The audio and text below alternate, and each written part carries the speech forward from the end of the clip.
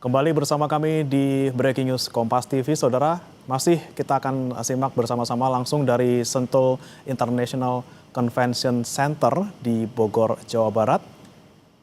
Dan kita akan langsung, Saudara, dengarkan arahan dari Presiden Prabowo Subianto dalam Rakornas 2026 kali ini. Bismillahirrahmanirrahim. Assalamualaikum warahmatullahi wabarakatuh. Selamat pagi, salam sejahtera bagi kita sekalian. Shalom, salve, Om Swastiastu, Namo Buddhaya, salam kebajikan.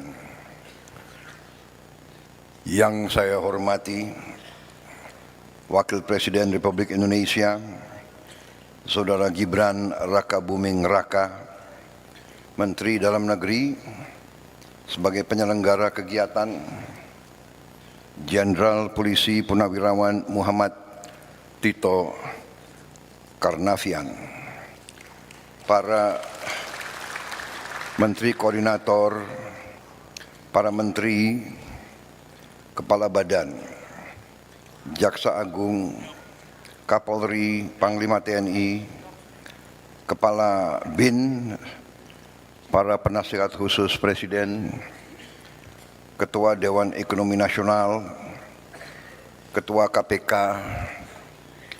para Wakil Menteri, Wakil Kepala Badan, dan seluruh anggota Kabinet Merah Putih yang hadir. Yang saya hormati dan saya banggakan, seluruh kepala daerah setanah air yang hadir, para gubernur, para wakil gubernur, para bupati, para wakil bupati, para wali kota, para wakil wali kota dari seluruh penjuru tanah air yang hadir pada siang hari ini. Para pimpinan DPRD tingkat provinsi, pimpinan DPRD tingkat kabupaten dan kota, DPR Papua dan DPR Aceh yang saya hormati, para eselon 1 kementerian dan lembaga, para Panglima Kodam, Komandan Kodairal, Panglima Kodau, para Kapolda, Kajati dan Kabinda dari seluruh tanah air yang hadir, para Komandan Korem, Komandan Lanal, Pangkalan TNI AL, Komandan Lanut, Pangkalan TNI AU, Komandan Kodim, Kapolres dan Kajari dari seluruh Indonesia yang saya hormati dan saya banggakan. Para Kepala Badan Pusat Statistik tingkat provinsi dan kabupaten kota yang saya hormati dan sebagainya. Yang saya hormati seluruh pimpinan instansi tingkat provinsi dan kabupaten kota, para hadirin undangan serta rekan-rekan pers dan media yang hadir.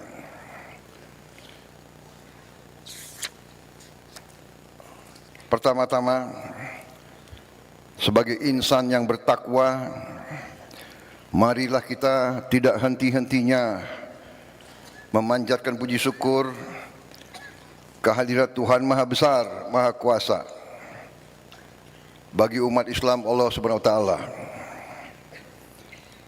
yang memiliki sekalian alam. Hanya kepadanya lah kita berdoa dan hanya kepadanya lah kita memohon pertolongan. Kita bersyukur atas segala karunia, atas kesehatan, kedamaian yang masih diberikan kepada kita. Selagi kita terus berdoa agar saudara-saudara kita yang terkena musibah di beberapa daerah seluruh Indonesia diberi pertolongan, diberi kebaikan secepat mungkin. Adalah kehormatan dan kebanggaan bagi saya untuk bisa hadir dalam acara istimewa ini, bertemu dengan saudara-saudara semuanya dari seluruh penjuru tanah air. Dalam kesempatan ini, saya menyampaikan penghargaan yang setinggi-tingginya kepada Menteri Dalam Negeri yang menyelenggarakan acara yang tertib seperti ini.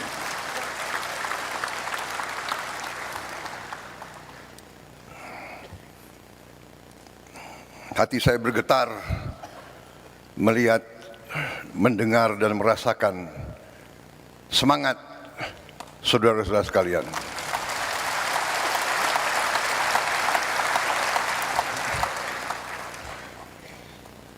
Kalau semangat saudara sungguh-sungguh berasal dari kalbu saudara-saudara sekalian yang paling dalam, masa depan bangsa kita, saya yakin aman dan saya yakin kita akan berhasil. Saudara-saudara, banyak yang selalu menilai, banyak dari luar bangsa kita yang mengatakan bangsa Indonesia adalah bangsa yang tidak mungkin.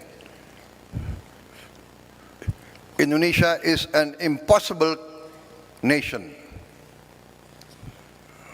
An impossible nation. How can so many ethnic groups, so many races, religions be united? Mereka tidak bisa membayangkan bagaimana negara yang sekian banyak suku bangsa, kelompok etnis, sekian ras, sekian agama besar, ratusan bahasa, bisa berkumpul, bisa bersatu, bisa mengejar cita-cita dalam suatu kerangka negara kesatuan. Mereka tidak bisa bayangkan.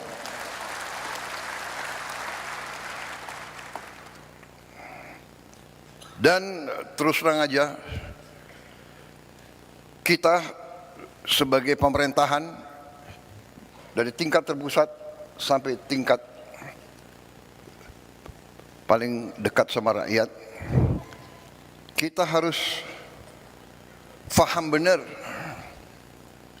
peran kita, tugas kita sebagai pemerintahan, sebagai pimpinan rakyat.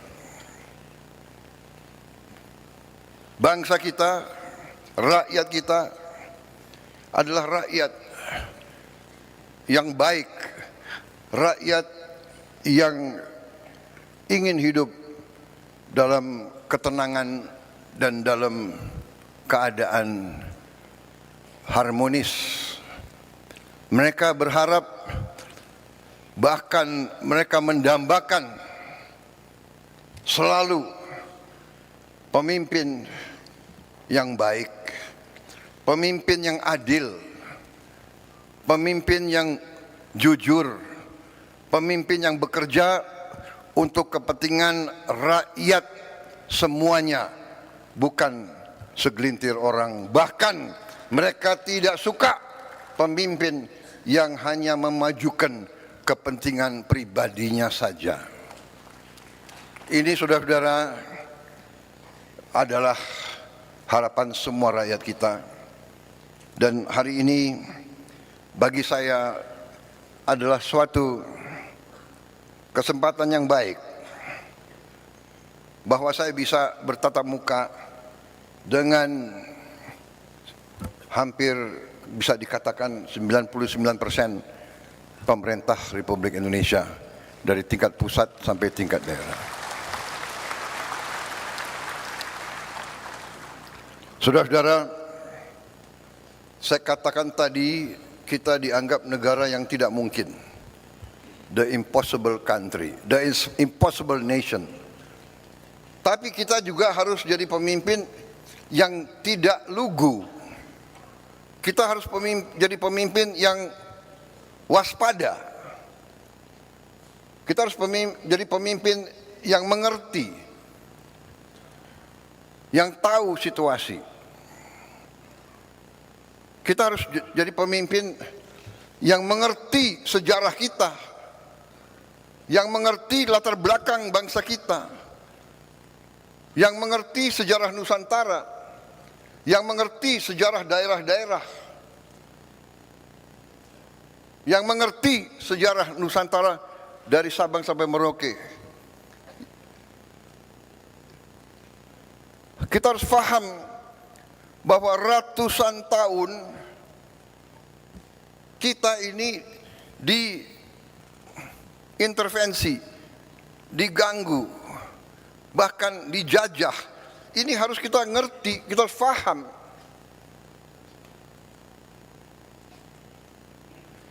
Mereka yang melupakan sejarah akan dihukum oleh sejarah. Mereka yang melupakan sejarah akan terbelit dalam kesalahan-kesalahan yang dilakukan di masa lalu. Kenapa saya mengatakan itu, saudara-saudara? Karena kita mendapat kesempatan hari ini, kita dapat kesempatan untuk melihat bagaimana dunia sebenarnya. Kita melihat sekarang negara-negara besar yang mengajarkan kita untuk demokrasi, untuk hak asasi manusia, untuk the rule of law, untuk menjaga lingkungan hidup. Mereka lah yang melanggar apa yang mereka ajarkan.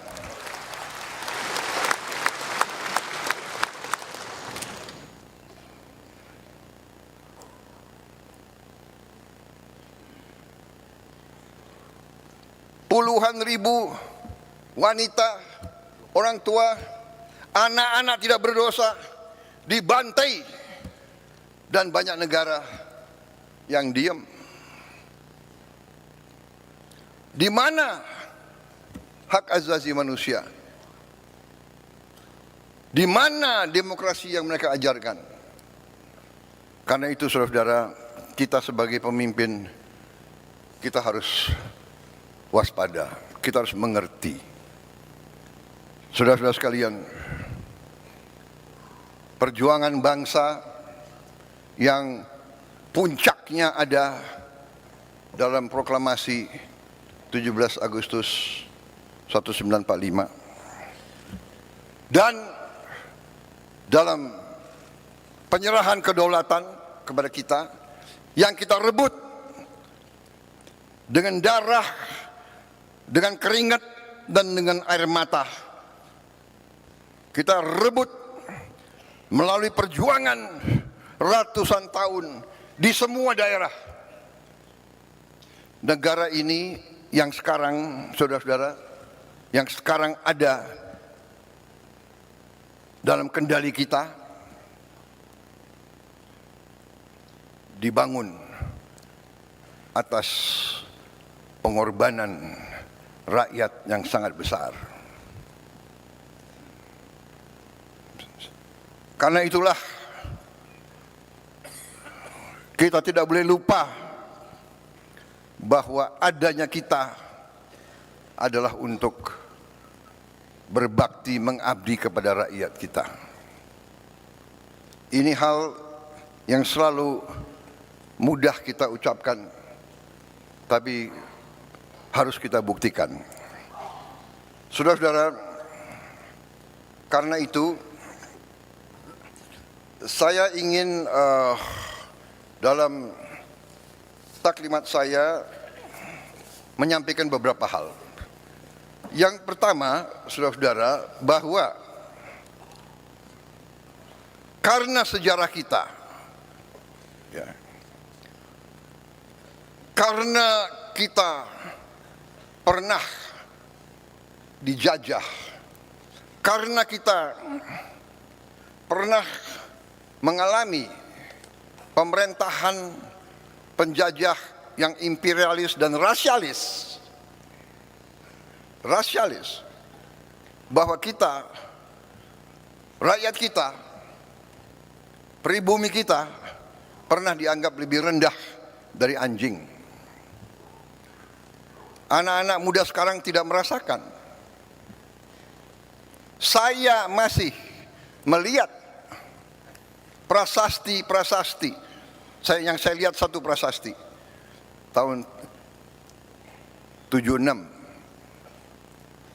Saya ulangi, tahun 78. Tahun 78, 28 tahun setelah kedaulatan kemerdekaan masih ada prasasti di kolam renang Manggarai waktu itu. Sayang mungkin dibongkar. Kadang-kadang kita tidak menghormati sejarah kita. Situs-situs bersejarah dibongkar. Ini para kepala daerah harus memikirkan. Saya mau tanya, di mana stasiun RRI yang digunakan oleh Bung Tomo waktu pertempuran 10 November? Apakah masih ada? Di mana situs-situs Majapahit? Saya dengar ada beberapa yang sudah jadi pabrik. Saudara-saudara. Jadi saudara, dengan masalah itu, saya ingin juga mengatakan bahwa kita sampai di sini hari ini melalui perjuangan yang lama dan melalui kepemimpinan presiden-presiden dan pemerintahan-pemerintahan yang terlebih dahulu. Presiden dengan pemerintahan, dengan para gubernur, para bupati yang terdahulu, semuanya telah menyumbang, semuanya telah berkontribusi terhadap kehadiran kita hari ini. Ini saya tidak mengatakan ini sebagai suatu kata-kata indah, ini saya yakini. Karena itu saya selalu mengajak, apapun perbedaan kita, karena kita berbeda, pasti kita berbeda suku, kita berbeda ras, mungkin kita berbeda agama, kita berbeda aliran pemikiran politik. Tapi kita adalah satu bagian, satu keluarga besar Indonesia.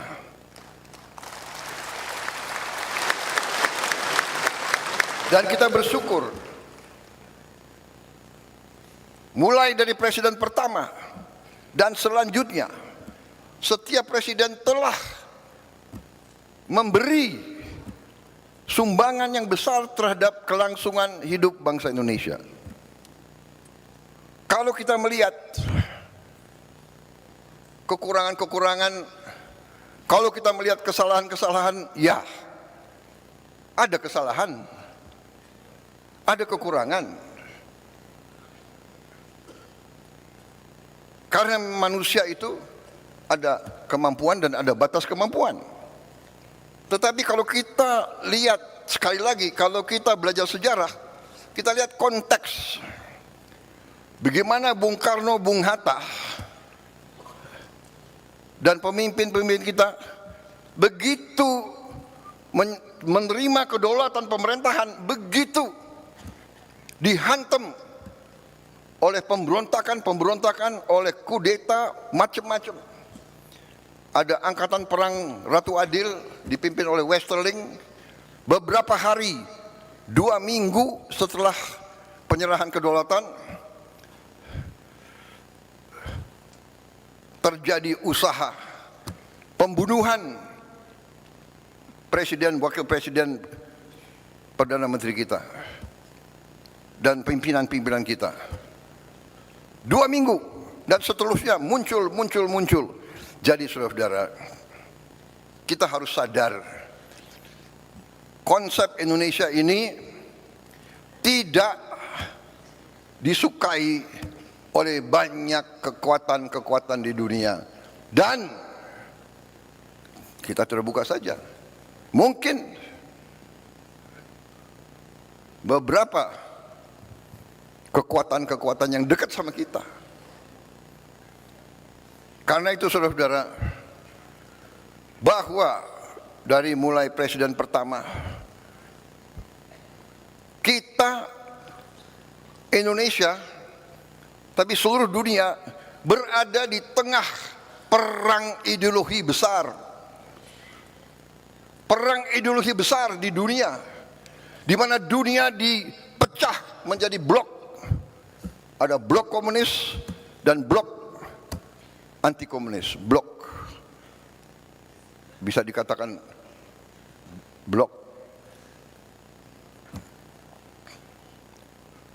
demokrasi atau blok kapitalis. Ini kenyataan. Jadi Indonesia kita harus sadar bahwa kita tidak hidup sendiri. Perang Ukraina akan berpengaruh kepada kita.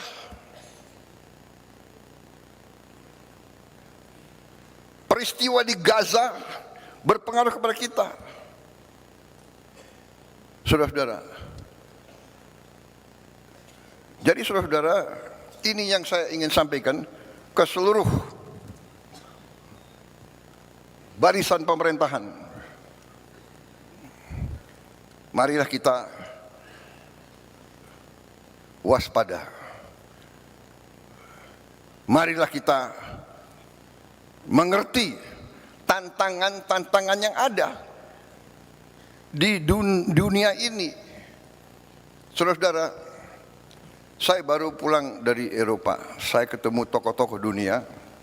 Saya hadir di Davos. Puluhan kepala negara hadir. Hampir semua merisaukan pecahnya perang dunia ketiga. Kita di sini menghadapi tantangan, ya, perubahan iklim mengakibatkan kita menerima banyak bencana dan sebagainya. Tapi sekarang di tingkat dunia mengkhawatirkan akan terjadinya perang dunia ketiga. Saudara-saudara, ada simulasi. Kalau terjadi perang dunia ketiga, nuklir, kita yang tidak terlibat saja pasti kena. Kita akan kena partikel-partikel radioaktif. Mungkin ikan-ikan kita nanti akan terkontaminasi semua. Akan terjadi nuclear winter. Karena debunya akan menutup matahari. Dan menutup mataharinya tidak 1 tahun, tidak 2 tahun, tidak 3 tahun. Para ahli mengatakan bisa winternya itu puluhan tahun. Ini yang dibicarakan di dunia. Karena itu saya jalankan sebagai mandataris meneruskan warisan pendiri-pendiri bangsa kita. Saya menjalankan politik luar negeri yang menganut tetap garis kita bebas aktif tapi non-aligned, non-block. Kita tidak akan ikut fakta militer manapun.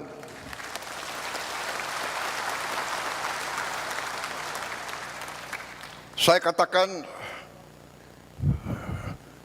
Filosofi luar negeri saya adalah 1000 kawan terlalu sedikit, 1 lawan terlalu banyak.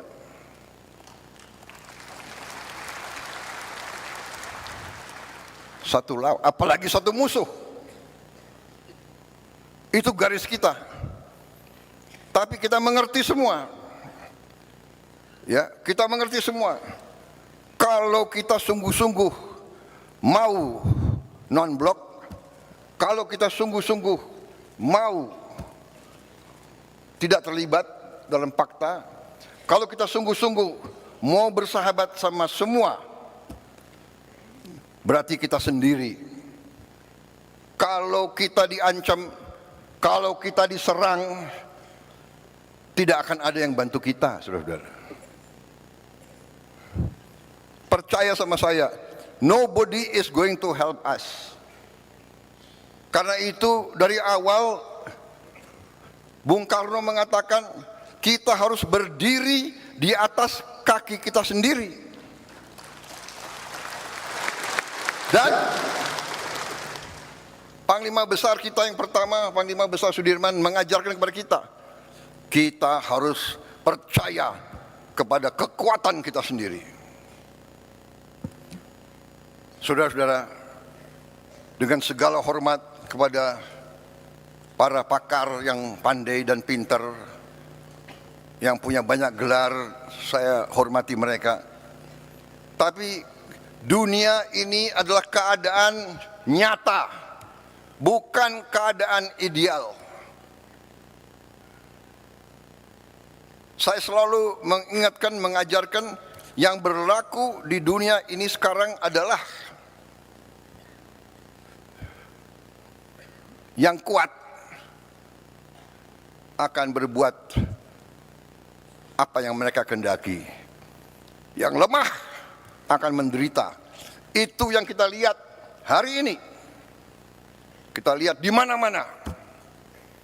Jadi saudara-saudara, tugas saya sebagai presiden, sebagai pemegang kepercayaan rakyat yang disumpah, saya harus menjaga bangsa ini. Saya harus menjaga rakyat ini.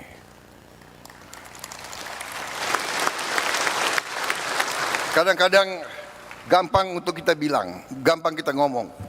Tapi kadang-kadang tidak gampang untuk dilaksanakan. Kadang-kadang hati kita bergejolak. Tapi kita harus senyum. Karena kita sudah memilih akan baik sama semua. Untuk melindungi rakyat kita. Kita tidak bisa emosional. Kita tidak bisa terlalu idealis. Karena yang berlaku adalah dunia nyata, saudara-saudara. Karena kita tidak mau perang, kita harus siap untuk perang. Kita tidak niat mengancam siapa, tapi selalu mereka ganggu kita. Kenapa, saudara-saudara? Karena Indonesia, Nusantara kita, semua pulau-pulau kita adalah kaya dengan sumber daya alam yang luar biasa. Karena inilah negara-negara Eropa ratusan tahun ke kita. Negara-negara di utara ke kita. Mereka ke kita ratusan tahun. Belanda, Portugis, Spanyol, Prancis, Inggris, Jepang, Mongol. Mereka ke sini bukan untuk wisata.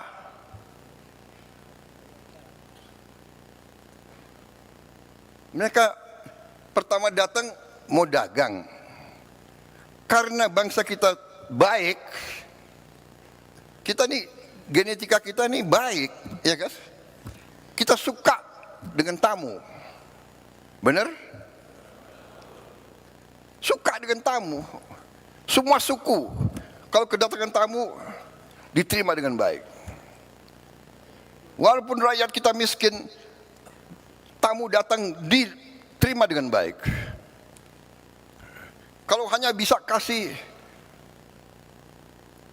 nasi pakai garam, itu dikasih. Presiden Singapura yang sekarang pernah cerita sama saya, waktu dia masa muda, dia sama istrinya keliling di Sumatera, di Sulawesi Selatan. Karena waktu masih muda mereka apa itu? Backpacker ya. Backpacking. Jadi naik bus, numpang. Satu saat di tengah sawah hujan badai mereka kesasar. Tahu-tahu ketemu anak kecil membawa mereka ke rumah orang tuanya. Mungkin di Sulawesi Selatan, saya tidak tahu namanya apa, dukuh, ya, hanya kelompok 4-5 rumah, diajak ke dalam ketemu orang tuanya, ternyata ini Presiden Singapura cerita sama saya, dia begini, saya tidak bisa lupa rakyatmu, kami diajak duduk, mereka sangat-sangat miskin. Kami lihat dia hanya makan nasi sama lauknya pisang. Bapak ibu, 2 anak, 2 tamu. Satu apa itu?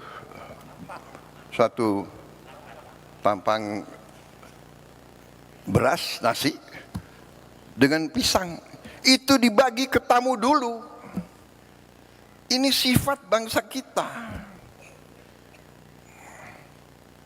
Saya mengalami sebagai perwira muda, prajurit muda, rakyat kita di mana-mana keluar memberi sesuatu yang bagi mereka sangat susah. Ini cerita Presiden Singapura 30 tahun yang lalu. Sekarang rakyat kita masih banyak yang hanya makan nasi, mungkin dengan daun singkong, mungkin hanya dengan garam. Saudara-saudara sekalian, karena itu kita hormati semua pendahulu, tapi kita harus faham bahwa kita masih menghadapi kesulitan. Kita masih menghadapi tantangan. Kita masih menghadapi kekurangan. Kita tahu bahwa rakyat kita masih banyak yang mengalami kesulitan hidup.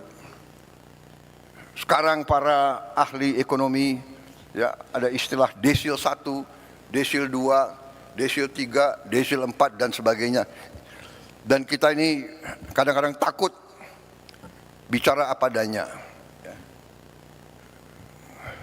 Nggak mau kita mengakui, kita nggak mau bilang miskin, nggak enak. Prasejahtera,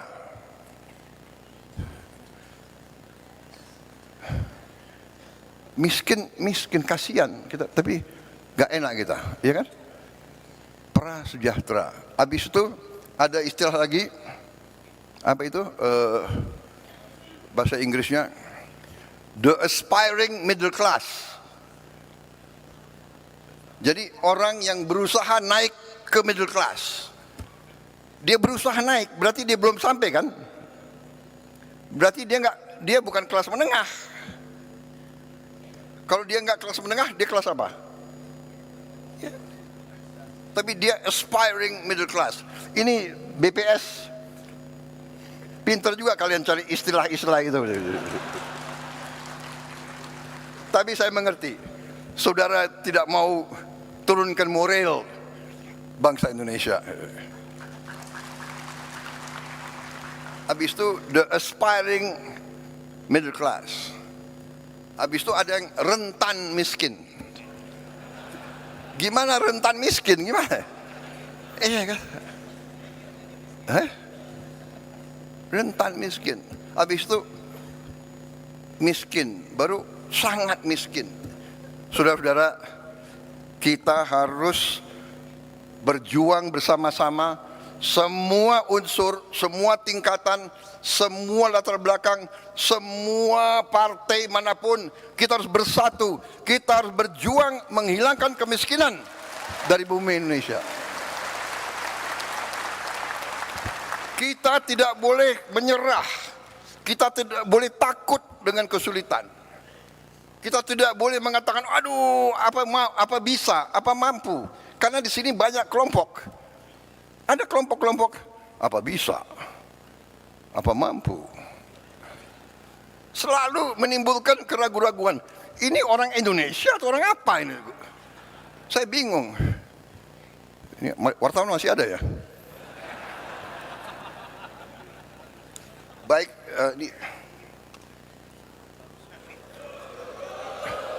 enggak, ini baru pembukaan.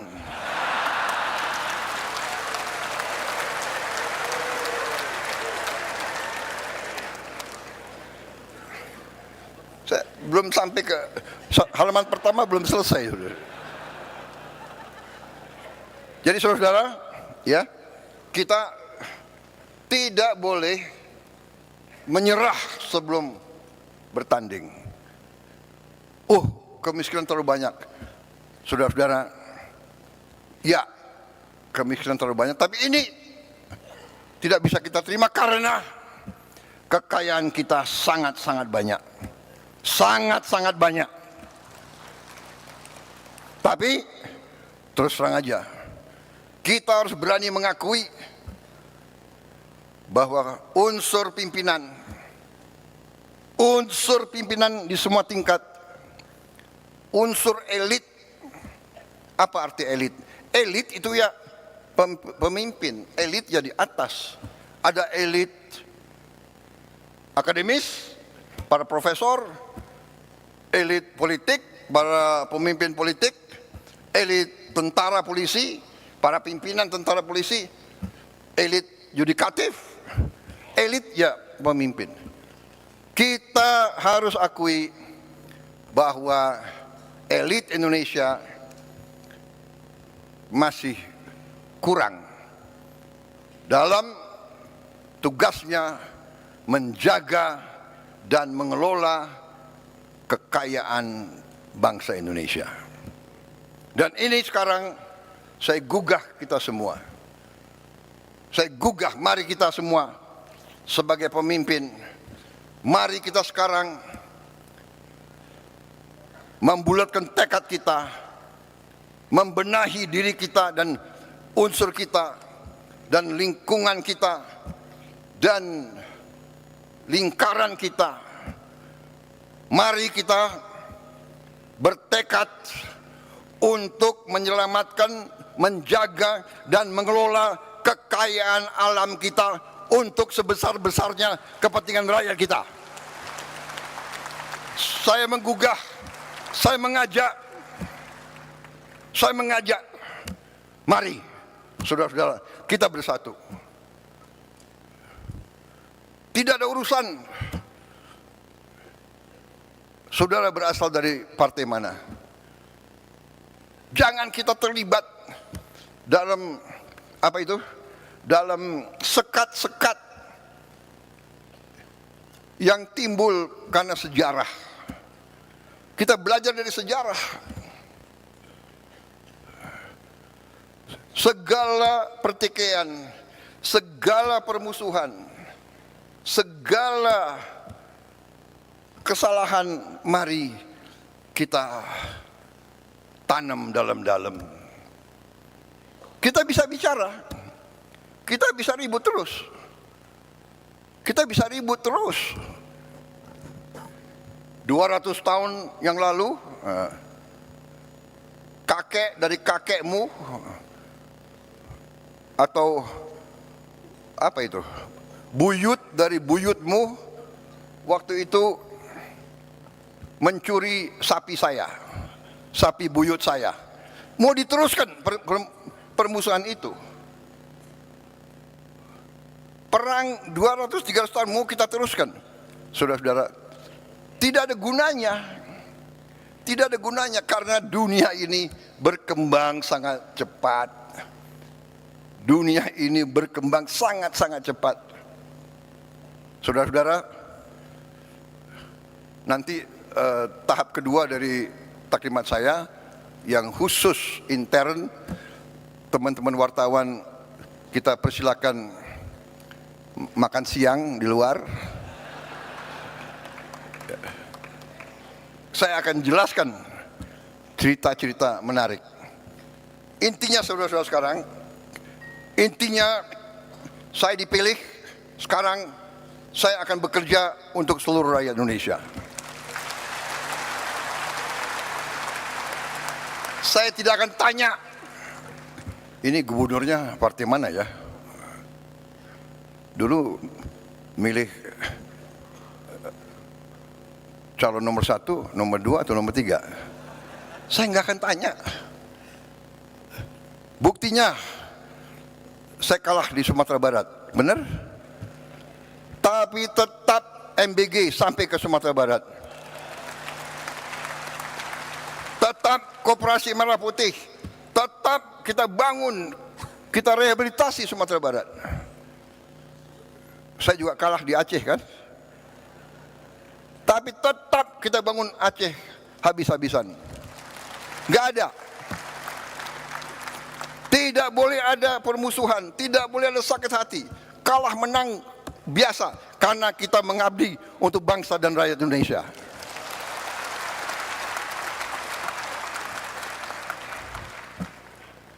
Saya nggak tanya, Pak Bursah, kau partai mana? Kan nggak saya tanya. Nggak saya tanya kan? Tetap saya dukung beliau. Benar. Karena istrimu kan Gerindra. Tapi saya nggak tanya dia. Saya nggak tanya dia. Kebetulan istrinya Gerindra. Nggak ada urusan saya. Kalau Gerindra brengsek, Gerindra pun saya tangkap. Saudara-saudara. Ya? Jangan macam-macam. Nggak ada itu. Kita semua bergerak. Jadi persaingan, pertandingan ya pertandingan. Kalau ada pemilihan harus ada pemilihan. 2 calon, 3 calon, 5 calon, nggak apa-apa, bagus. Tapi begitu selesai, sudahlah kerja. Nah ini yang ini yang saya tawarkan. Ayo bekerja untuk rakyat. Pak Pram dari PDIP. Tapi tetap saya akan dukung sebagai gubernur DKI. Karena tugas saya, kewajiban saya adalah seluruh rakyat Indonesia, termasuk rakyat DKI. Walaupun gubernurnya partai lain, saya akan dukung beliau supaya DKI aman dan selamat. Kan begitu. Nanti 2029 ya terserah. Iya kan, gak apa-apa. Gak apa-apa, benar. Jadi saudara-saudara, saya sedikit jelaskan ya. Yang saya lakukan sekarang, yang saya tawarkan kemarin waktu saya dipilih sebelumnya adalah saya ingin dan saya punya dan saya menyebarluaskan sesuatu yang saya pelajari sekian puluh tahun sehingga saya membuat dan saya pelajari dalam negeri dan luar negeri. Saya keliling, kawan-kawan saya banyak. Saya keliling. Tiap kali saya satu negara, walaupun saya nggak berkuasa dulu, saya datang ke Pak Mahathir. Waktu dia lagi kuat-kuatnya, Pak Mahathir, bagaimana Bapak menghadapi korupsi? Saya tanya, Pak, yang mengganjel saya sebagai patriot Indonesia adalah korupsi yang terlalu banyak di Indonesia. Bagaimana Bapak menghandle? Dia kasih pelajaran, dia kasih tips-tipsnya. Dia bilang, you bisa atasi korupsi hanya melalui pendidikan. Pendidikan begitu vital. Habis itu saya ketemu pemimpin di Thailand, saya tanya. Saya ketemu pemimpin di mana-mana. Sehingga saya membuat satu strategi yang sudah ada di buku, yaitu saya beri nama strategi transformasi bangsa. Jadi kita mau menjadi negara maju modern. Ya. Kriteria kita adalah maju modern, di mana seluruh rakyat kita mengalami kualitas hidup yang baik. Kita tidak bermimpi untuk menjadi high income country. Kita tidak bermimpi kita mau hidup seperti Norwegia atau Kanada, atau kita hanya mau supaya semua rakyat kita hidup, kualitas hidupnya baik. Artinya makan harus cukup sehat, kesehatannya harus dijamin, anak-anaknya harus sekolah dengan baik, dia punya penghasilan yang cukup. Dan inilah strategi yang kita buat, ya, yang saya sebut 8 misi dari Asta Cita, 17 program prioritas, dan program hasil terbaik cepat. Ya.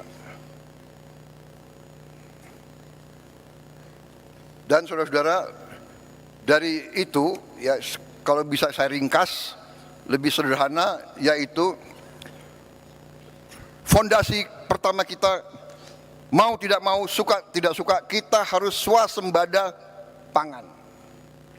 Swasembada pangan. Tidak ada alternatif.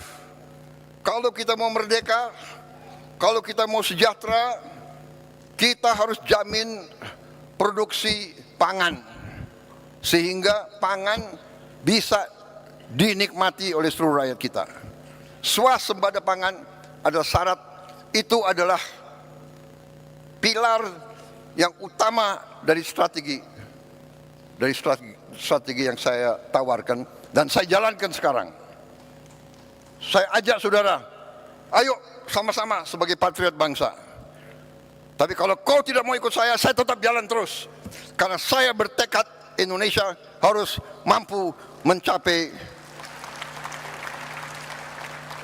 kemerdekaan yang sejati. Kemudian swasembada energi harus. Nanti ada kelompok, apa bisa? Bisa. Kita sudah hitung. Kita punya kelebihan-kelebihan luar biasa. Kenapa kelapa sawit bagi saya katakan itu miracle crop. It is a miracle crop. Ada kelompok nyinyir, kenapa kelapa sawit? Ya kan? Loh, Prabowo mau bikin kelapa sawit. Ya, untuk rakyat Indonesia. Karena kelapa sawit itu tidak hanya untuk minyak goreng. Saya ke dunia keliling-keliling, hampir semua pemimpin negara minta ke saya, kami mohon Indonesia tolong supply kelapa sawit, CPO. Saya ke Mesir, saya ke Pakistan, saya ke Rusia, saya ke Belarus, di mana-mana tolong kelapa sawit, tolong. Artinya is a very strategic commodity. Karena dari kelapa sawit kita bisa punya puluhan derivatif. Cat dinding dari butuh kelapa sawit. Makanan, roti harus pakai minyak kelapa sawit. Dan nanti minyak kelapa. Dan sebagainya, dan sebagainya, dan sebagainya. Sabun. Berapa miliar rakyat dunia harus mandi tiap hari. Kecuali yang malas mandi.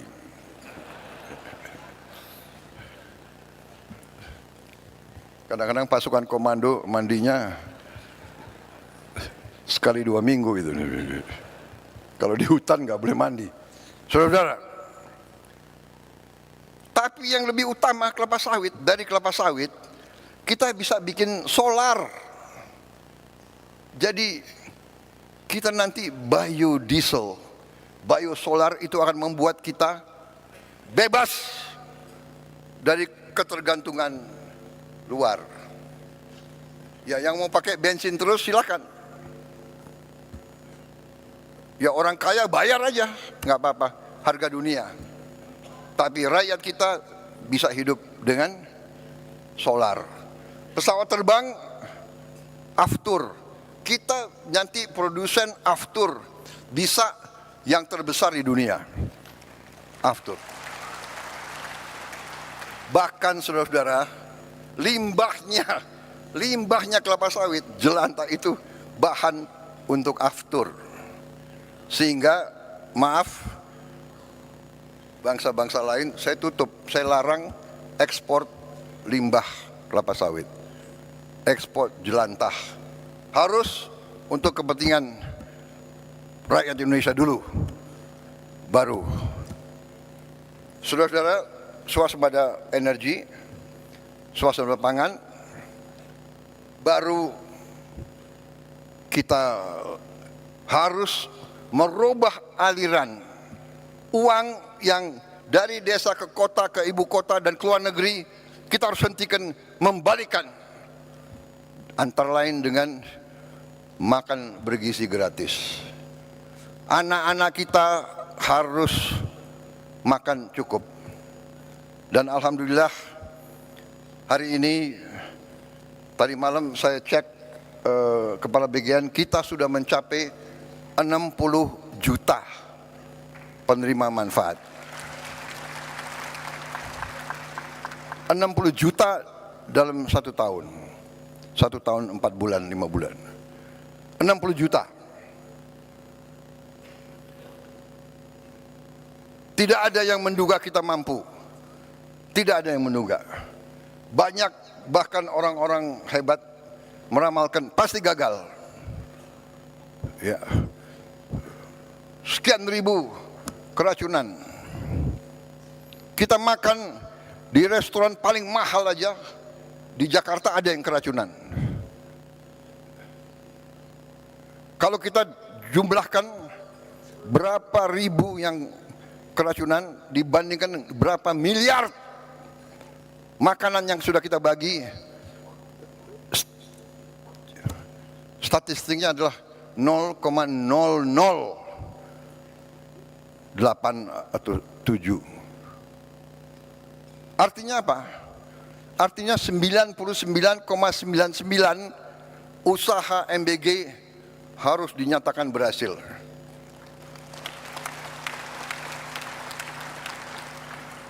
Saya tidak mengerti. Ya, mungkin dasarnya adalah menganggap lawan politik apa saja dibuat harus diserang, harus dijelek-jelekan. Ya, inilah usaha kita untuk menjelaskan. Tetapi saya hanya ingin beritahu saudara-saudara, saya baru 1 hari yang lalu, para ahli pakar dari White House sedang mempelajari MBG kita ini. Sedang mempelajari MBG kita sendiri. 3 bulan, 4 bulan yang lalu saya terima rombongan dari Rockefeller Institute datang ke saya dan dia mengatakan makan bergizi gratis itu adalah investasi yang terbaik yang bisa dilakukan oleh suatu negara.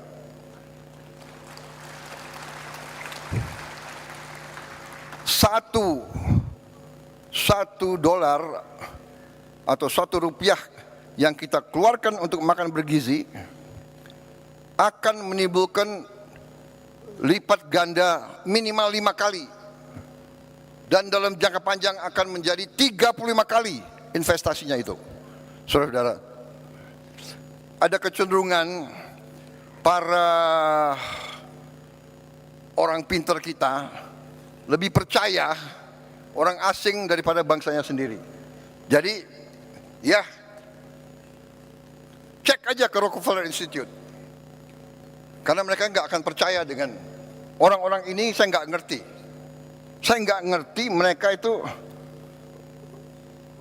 pemikirannya kayak apa. Tapi tetap harus kita ajak bicara. Saudara-saudara, saya nanti, saudara mungkin 2-3 minggu lagi, ya kalau saya bicara di sini saya harus bertanggung jawab. Ini media, ini cover saya. Banyak lagi nunggu. Kalau bisa, wah ini blunder apa lagi Prabowo akan bicara gitu. Iya kan? Sorry ya.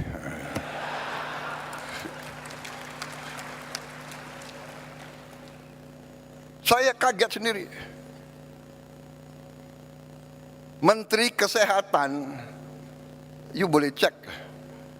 Kan ini direkam. Secretary of Health dari Amerika Serikat, saya dapat berita, ingin jumpa dengan saya, ingin bertanya tentang MBG. Saudara-saudara. Dan MBG kita ini sudah sampai 60 juta hari ini. Kita akan mencapai 82 juta paling lambat Desember 2026. Paling lambat. Dengan kondisi sekarang saja, hari ini MBG telah ada dapur ya, SPPG yang sudah operasional 22.275 dapur operasional. Dalam proses penilaian dan pengajuan 13.829. Dengan 22.000 saja sekarang kita sudah menciptakan lapangan kerja 1 juta. 22.000 kali 50 orang yang digaji tiap hari. Sudah kita ciptakan lapangan kerja 1 juta. Dan 22.000 dapur itu membutuhkan pemasok tomat, wortel, sayur, telur, ikan, ayam, daging, dan sebagainya. Di tiap desa, tiap dapur menimbulkan pemasok bisa sampai 10, bisa sampai 20 orang. Itu nanti di ujungnya kalau kita sampai 82 juta, kita akan menciptakan 3 sampai 5 juta lapangan kerja. Saudara-saudara, kita semua faham rakyat kita butuh pekerjaan. Tapi kalau kita teriak, kita mencela, menghardik, ya, nggak akan tercipta. Saya buktikan kepada saudara-saudara, Prabowo Subianto sebagai Presiden Republik Indonesia, saya telah menghasilkan sekarang 1 juta lapangan kerja hanya dari MBG. Dan ada tuduhan untuk menjelekkan kita sebagai bangsa. Jadi begini ya, kalau saudara tidak suka dengan 2-3 orang, jangan merusak seluruh bangsa. Kalau tidak suka sama Prabowo, silakan 2029 bertarung. Iya kan?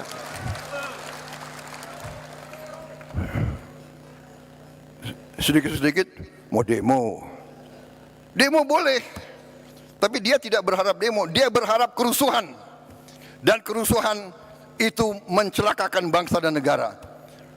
Saudara-saudara, kerusuhan mencelakakan bangsa dan negara. Bakar-bakar, bom molotov, saya katakan itu membahayakan. Itu pidana. Saya tidak ragu-ragu. Kalau demo silakan, tapi mau bagaimana mau demo? Kamu 5.000 kali demo, tidak akan ada satu pabrik dibuka. Jadi kelompok-kelompok ini Sadar atau tidak sadar, saya yakin mereka dikendalikan oleh kekuatan asing. Yakin saya. Yakin saya dan saya punya bukti.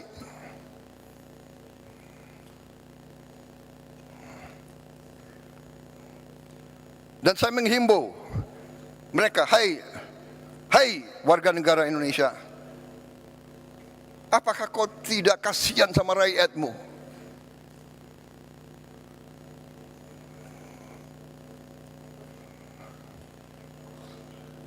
Saudara-saudara, saya tadi sudah tayangkan capaian-capaian kita, dan capaian-capaian ini real, bukan omon-omon.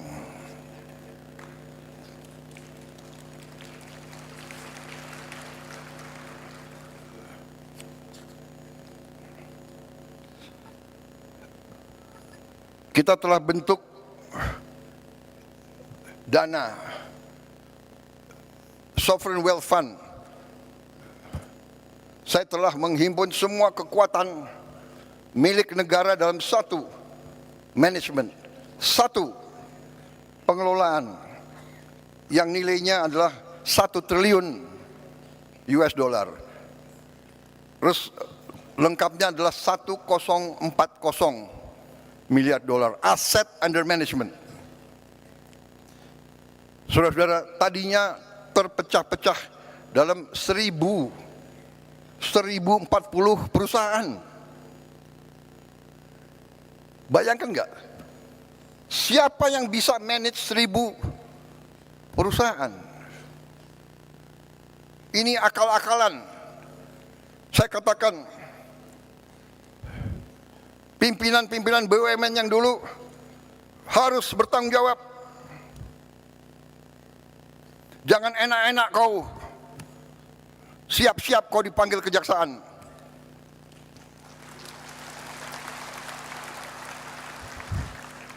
Kan mereka ngejek, Prabowo itu hanya bisa ngomong di podium aja. Oh ya? Ya tunggu aja panggilan.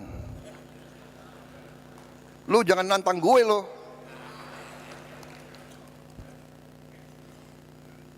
Saya hanya takut sama rakyat Indonesia dan Tuhan Maha Besar.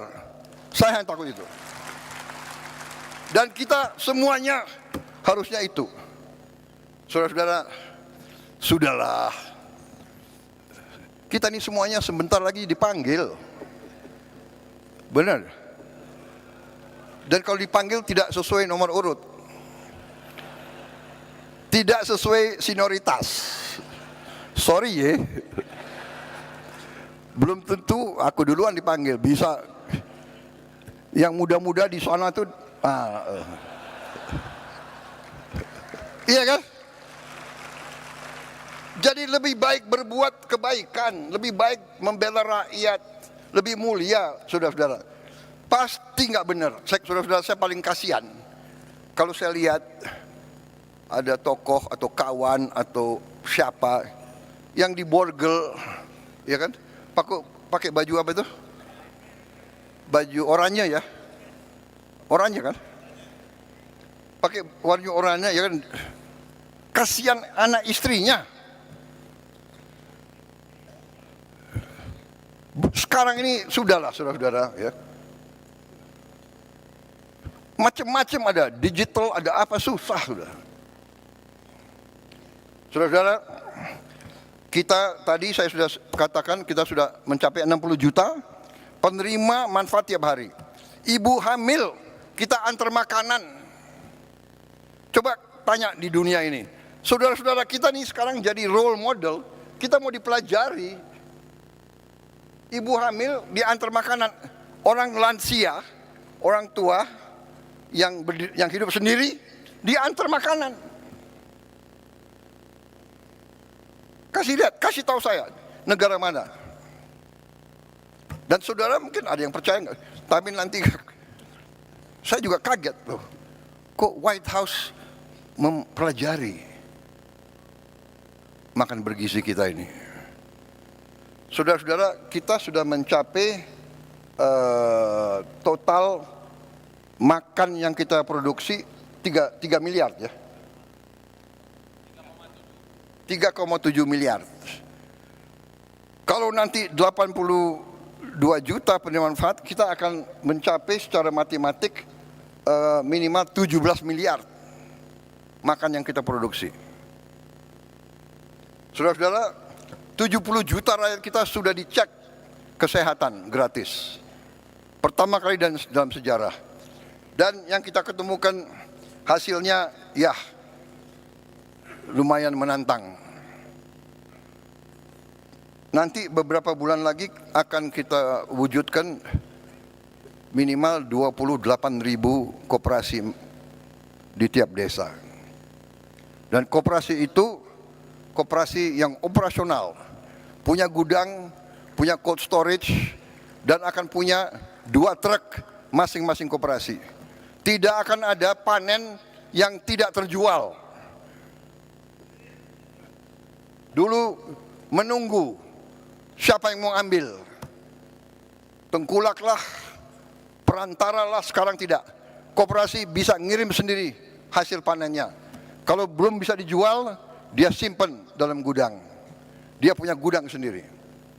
Dan kita akan bikin desa-desa nelayan dan proyek-proyek perikanan sehingga rakyat kita akan dapat ikan seger, protein yang harganya mungkin setengah dari daging. Tiap keluarga Indonesia harus makan lauk protein tiap hari. Itu cita-cita pemerintah Republik Indonesia. Itu cita-cita saya. Dan saudara bisa lihat hasil-hasil kita yang lain.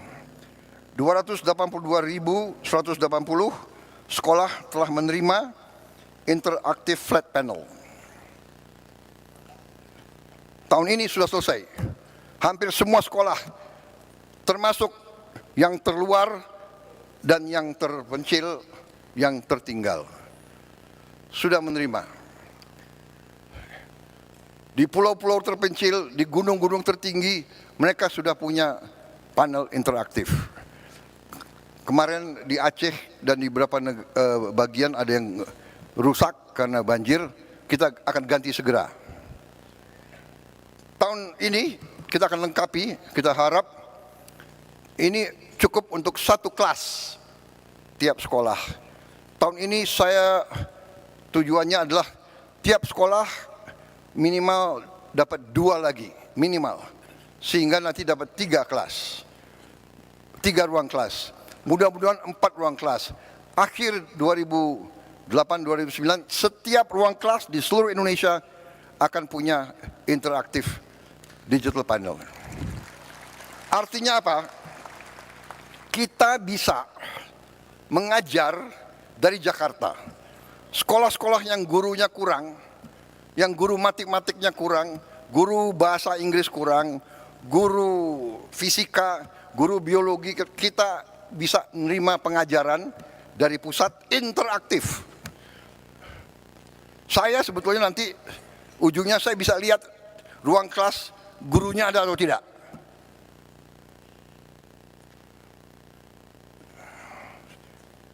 Saudara-saudara, kita tadi hasil produksi kita tertinggi dalam sejarah, cadangan beras kita di Bulog tertinggi dalam sejarah. Hasil investasi kita, lapangan kerja baru sudah terbentuk 2,7 juta. Kita juga sekarang buat inovasi yang jarang dilakukan di dunia. Anak-anak dari kelompok yang paling tidak mampu, kita sekolahkan dalam sekolah berasrama. Kita keluarkan dari lingkaran kemiskinan, kita beri pendidikan yang terbaik. Anak-anak yang tidak mungkin sekolah, kita sekolah, dan kita akan terus. Tidak boleh ada anak di jalanan yang tidak sekolah. Kita akan ambil semua. Saudara-saudara sekalian,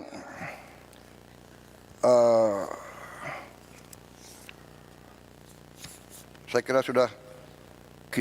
Nanti yang salah satu program kita yang sangat strategis adalah kampung nelayan.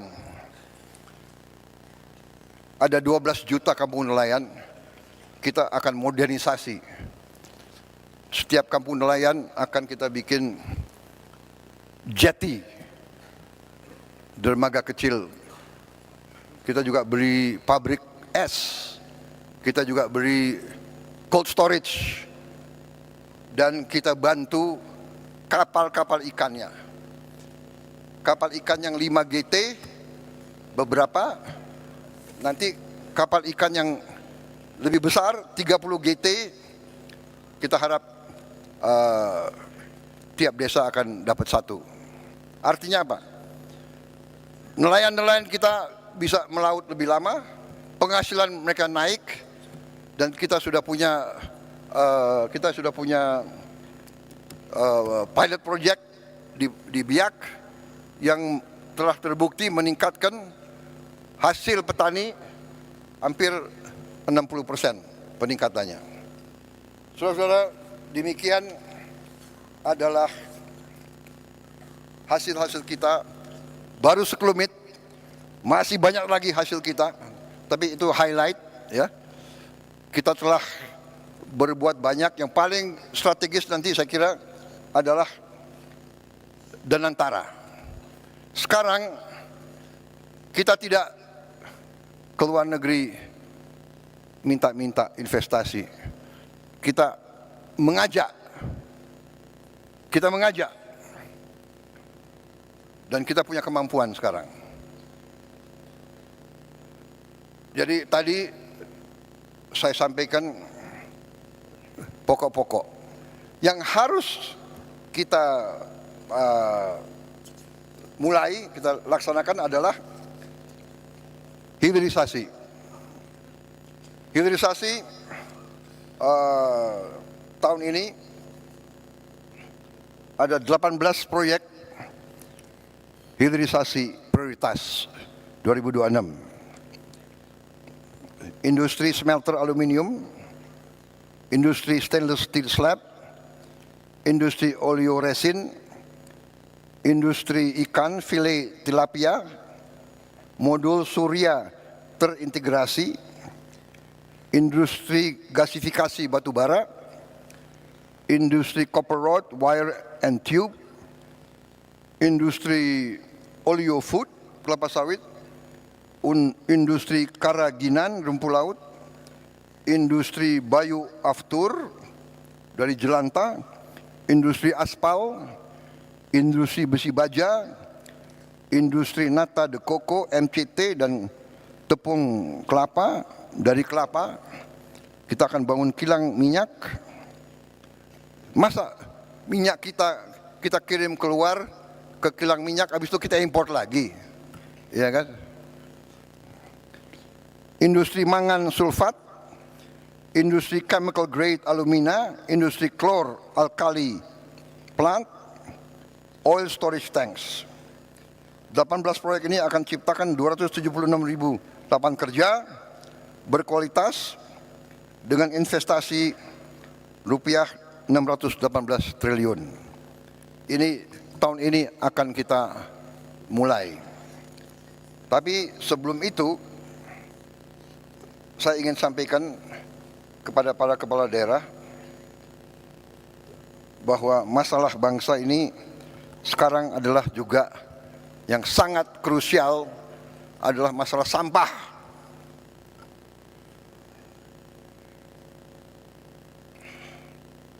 Sampah ini menjadi masalah. Diproyeksi hampir semua TPA sampah akan mengalami overcapacity pada tahun 2028, bahkan lebih cepat. Untuk itu, tahun ini kita akan buka 34 proyek pembangunan waste to energy di 34 kota. Ini saya minta groundbreaking berapa bulan ini dilaksanakan. Ini kita perkirakan 2 tahun lagi sudah berfungsi. Ini investasi cukup besar, totalnya itu hampir $3,5 miliar untuk 34 titik itu. Tetapi setelah saya lihat di beberapa kabupaten, saya yakin bahwa kota-kota kabupaten sudah juga mulai harus ada. Dan ini sudah ada inisiatif beberapa bupati, improvisasi ini sedang kita pelajari, mungkin bisa saling menukar pengalaman.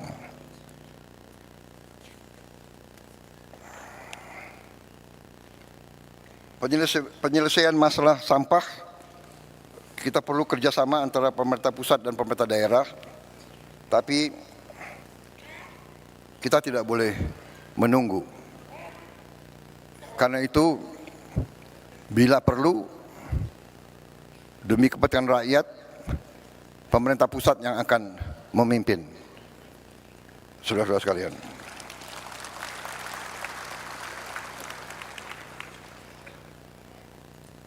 Saudara-saudara sekalian, saya ingin sekarang membahas masalah juga yang penting. Salah satu masalah tadi kita lihat sampah di mana-mana, ya. Ini harus kita selesaikan.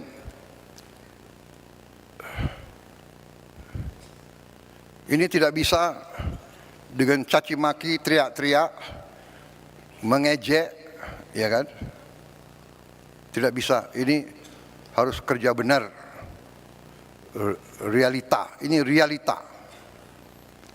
Saudara-saudara, salah satu yang kita mengerti, yang selalu kelompok itu, kita butuh lapangan kerja. Kita butuh lapangan kerja. Ada gap antara yang kaya dan miskin. Mengerti kita. Kita sudah mengerti masalahnya, ini kita sedang atasi. Saudara-saudara, salah satu adalah pariwisata. Pariwisata menyerap lapangan kerja paling banyak. Menyiapkannya juga paling cepat dan lebih murah dari yang lain-lain. Tapi saya menggugah saudara-saudara sekalian. Pariwisata, apakah turis mau datang melihat sampah? Indonesia indah, dia mau datang lihat kumuh. Dia mau ke Bali, pantai Bali kotor. Saya di Korea ketemu tokoh-tokoh di Korea, menteri-menteri, jenderal-jenderal. Kadang-kadang ya tentara dimanapun, dia nggak pakai basa-basi, bicaranya apa adanya. Dia ngomong ke saya, dia bilang, Your Excellency, I just came from Bali. Oh, Bali is so dirty now. Bali not nice. Wah, tapi saya terima itu sebagai koreksi. Ya. Ini kita harus atasi bersama. Ini kalau nggak salah, sorry.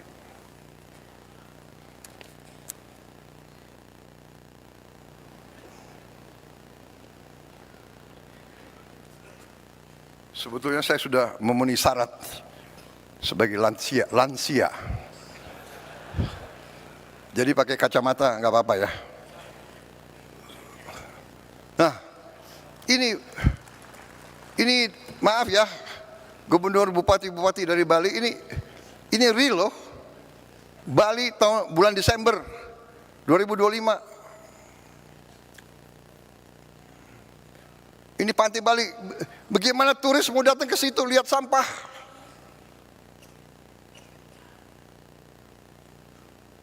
Gubernur, bupati, SMA, SMP, SD, di bawah kendali saudara. Apa susahnya sih? Entah hari Sabtu, hari Jumat, semua anak sekolah kumpul di pantai ini. Ini pantai kita, ini halaman kita.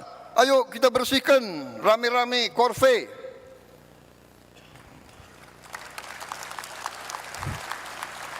Apa salahnya? Kalau bupati dan gubernur tidak bisa saya perintah, Dandim, Danrem, saya perintahkan kau, ya, gerakan anak buahmu, korve, tiap hari atau tiap berapa hari, korvei, korvei, korvei. Kepolisian, kerahkan korvei, korvei, korvei.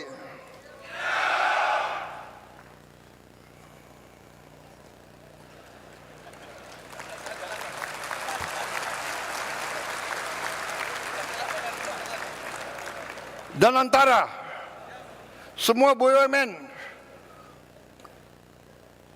ribuan anak buahnya korvei.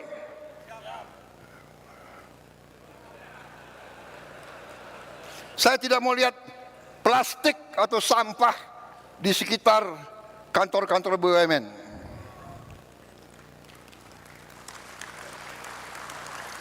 Semua menteri KL sebelum masuk kantor minimal setengah jam bersihkan lingkunganmu. Benar ya? Jangan siap-siap tidak.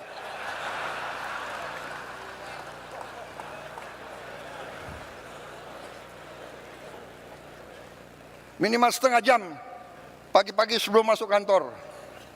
Kalau perlu menterinya mimpin. KL semua itu. Semua kantor. Ya. Kita ini sekarang harus menyatakan perang terhadap sampah.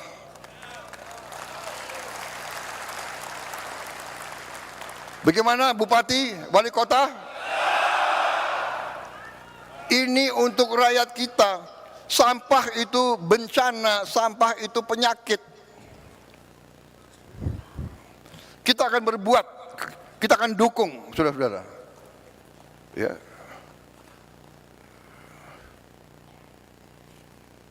Ini 34 kita segera mulai. Begitu ada uang, kita arahkan ke sini juga.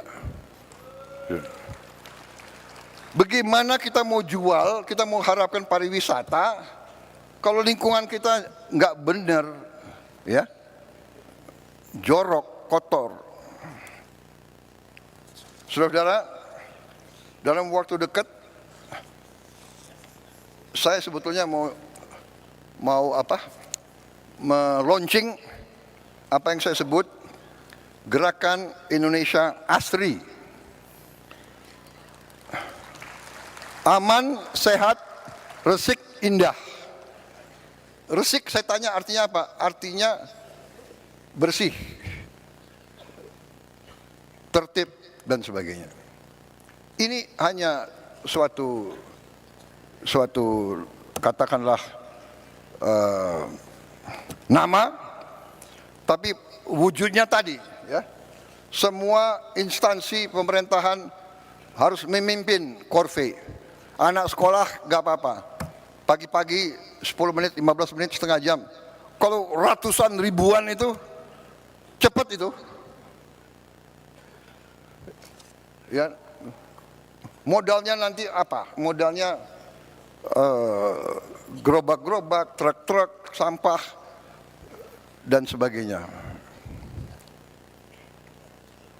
Kemudian salah satu dalam rangka indah, saya lihat saudara-saudara, semua kota kecamatan, hampir semua desa kita sekarang, maaf ya, terlalu banyak genteng dari seng. Seng ini panas untuk penghuni, seng ini juga bekarat. Jadi tidak mungkin Indonesia indah kalau semua genteng dari seng. Maaf, saya tidak tahu ini dari dulu industri aluminium dari mana ya. Maaf, bikin yang lain-lain deh. Saya ingin semua atap Indonesia pakai genteng.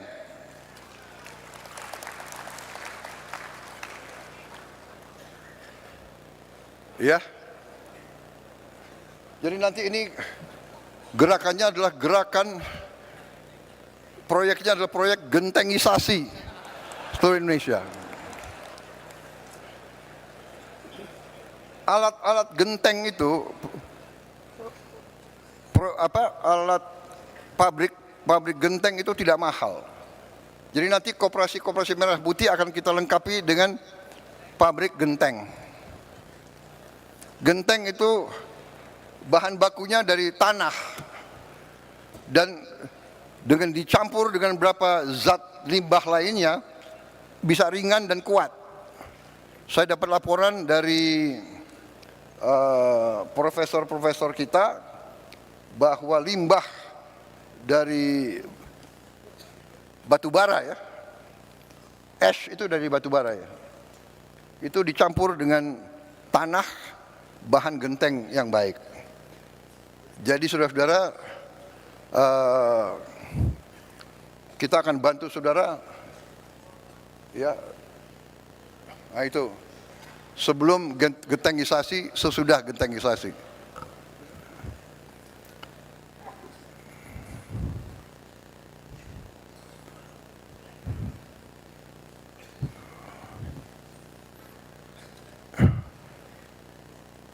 Ini serius ya. Bupati wali kota yang tidak mau kotanya indah, terserah.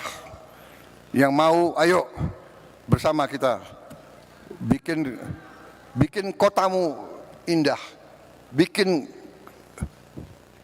kecamatanmu indah, bikin desamu indah. Ya. Bagaimana? Saudara-saudara, mungkin hal ini nggak ada di buku. Tapi kalau kita ingat, nenek kita, kakek kita, atasnya itu dulu pakai rumbia, atau pakai ijuk, atau pakai sirap. Benar kan? Atau pakai bahan-bahan dari alam. Jadi sejuk.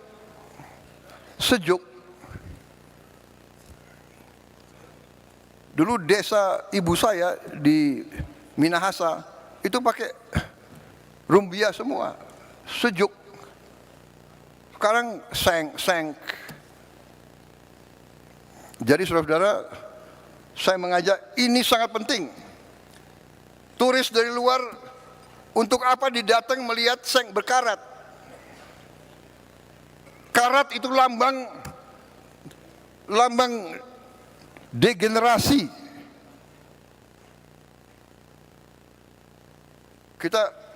Saya berharap dalam 2-3 tahun Indonesia tidak akan kelihatan karat. Karat adalah lambang degenerasi, bukan lambang kebangkitan. Indonesia bangkit, Indonesia harus kuat, Indonesia harus indah. Rakyat kita harus bahagia. Saudara, saya kira ini dulu untuk tahap pertama.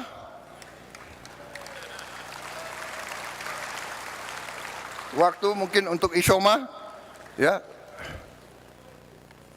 Nanti kembali saya kasih beberapa pengarahan yang mungkin khusus untuk para pemerintah saja. Terima kasih. Untuk sementara saya break dulu. Saya sudah bicara tadi berapa lamanya? 2 jam ya? Ya, tahap yang kedua ini tidak akan 2 jam. Mudah-mudahan. Saya berusaha 1 jam lagi ya. Tapi sekarang kita break, Isyoma. Kita bisa istirahat sebentar, nanti kita kembali lagi. Mendagri yang atur ya. Mendagri kemana nih?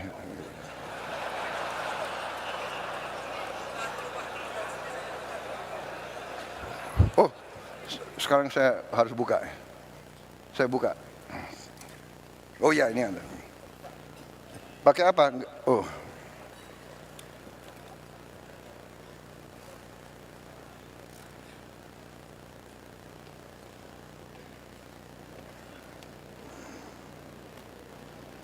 Dan saudara, itu tadi sambutan yang diberikan oleh Presiden Prabowo Subianto dalam acara Rakornas Pusat Daerah 2026. Ada sejumlah saran dan juga perintah yang dilakukan oleh Presiden Prabowo untuk para pemerintah daerah. Yang paling utama terakhir tadi disampaikan Presiden Prabowo adalah soal masalah sampah, saudara. Rencananya akan ada 34 kota yang akan dibangun waste to energy yang rencananya akan mulai dibangun pada tahun ini. Breaking News Kompas TV kami tutup, saudara. Saya Tili Reabella pamit, sampai jumpa.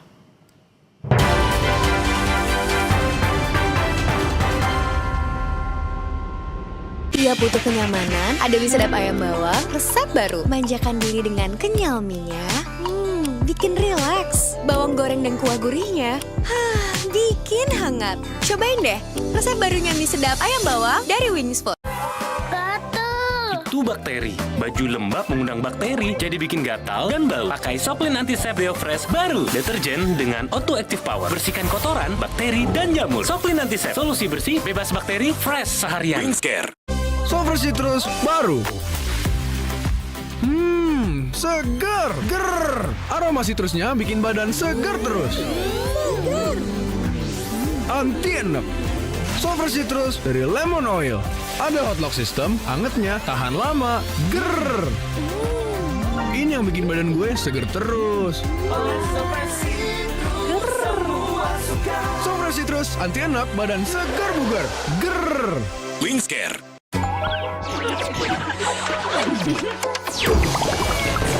Wow, kopi good day. Aku suka banget. Have a good day with Baby Monster. Memang Hotin DCL beda dengan yang biasa. Karena rematik, keselio, dan nyeri sendi bukan sakit biasa. Pakai Hotin DCL. Bahan aktif DCL-nya meresap ke pusat sakit. Panasnya pas, redakan nyeri sendi dan keselio. Hotin DCL. Sendi harus dijaga, apalagi kalau usia sudah bertambah. Jika perlu, minum Wellmove, bantu jaga kesehatan sendi. Wellmove diproduksi dengan teknologi modern dan halal. Wellmove, bergerak itu nikmat.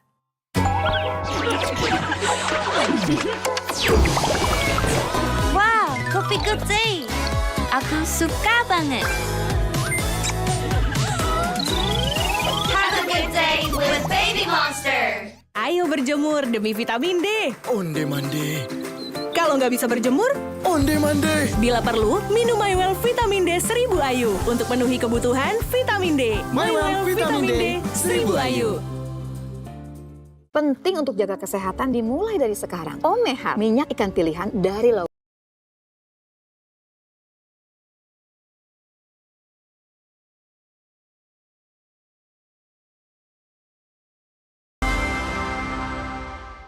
Ramadan berawal dari hening yang paling lembut. Kembali pulang, seperti kita. Sangat memberatkan dirinya sebagai konsumen. Internetan itu soal totalitas. Untuk yang Dirinya sebagai konsumen. Meski sebagian masyarakat. Kehangatan warna Ramadan bersama Nippon Paint. Internetan itu soal totalitas. Untuk yang punya rencana masa depan dan bisnis jangka panjang, pastikan upload download simetris. Terus menang dengan bandwidth besar, koneksi lancar. Ini hebatnya totalitas internetan.